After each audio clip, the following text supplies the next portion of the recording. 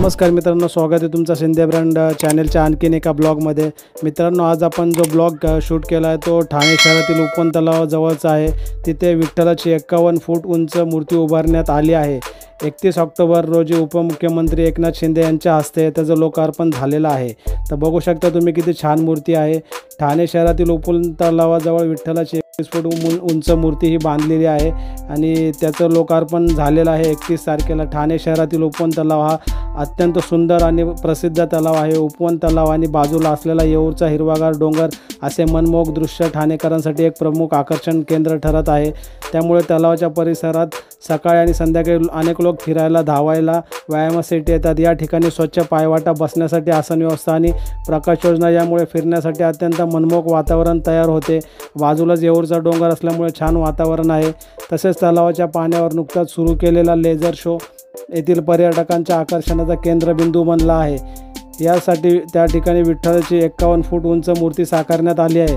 परिवहन मंत्री प्रताप सरनाईक यांच्या संकल्पनेतून उपवन तलाव परिसरात पुण्यश्लोक अहिल्यादेवी होळकर घाटाची निर्मिती करण्यात आली होती। आता त्याच्याच पुढाकाराने अहिल्यादेवी होळकर घाटावर ही विठ्ठलाची मूर्ती स्थापन करण्यात आली आहे। भरपूर भव्य मूर्ती आणि तुम्ही बघू शकता किती छान तलाव आणि बाजूला तुम्हाला येऊरचा डोंगर दिसत आहे। एवढं छान दृश्य आहे मित्रांनो। तिथेच आपल्या ठाण्यामध्ये विठ्ठलाची एवढी मोठी मूर्ती साकारण्यात आलेली आहे। तर तुम्हाला मूर्ती कशी वाटत आहे कमेंट करून तुम्ही नक्की सांगू शकता।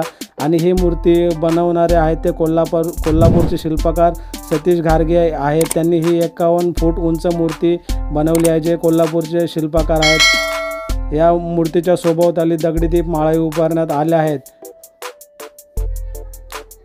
तर मित्रांनो, हा ब्लॉग तुम्हाला कसा वाटला कमेंट करून नक्की सांगा। आणि विठ्ठलाची मूर्ती आवडली असेल तर नक्कीच कमेंट करा। आणि आता सध्या गर्दी कमी आहे इकडे, कारण की कोणाला अजून माहीत नाही, आता जास्त दिवस झालेले नाही आहेत, फक्त 7 ते 8 दिवस झालेले आहेत।